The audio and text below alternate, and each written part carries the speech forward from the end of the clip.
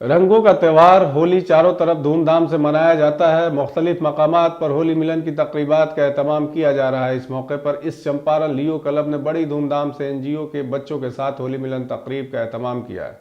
लियो club ने बड़ा बरियारपुर में वाक़ 55 एनजीओ के अहाते में होली का रंगारंग प्रोग्राम मुनक़द किया, जिसमें तकरीबन 80 छोटे छोटे बच्चों ने हिस्सा लिया है। होली के त्यौहार के हवाले से क्लब मेंबरान और एनजीओ के बच्चों में खुशी का माहौल था। इस मौके पर क्लब के सदर आशुतोष नारायण ने कहा कि लियो क्लब ने हमेशा दूर दराज और देहातों के पसमानदा लोगों के दरमियान हर त्यौहार और प्रोग्राम को मुनक़द किया है और आइंदा भी करता रहेगा।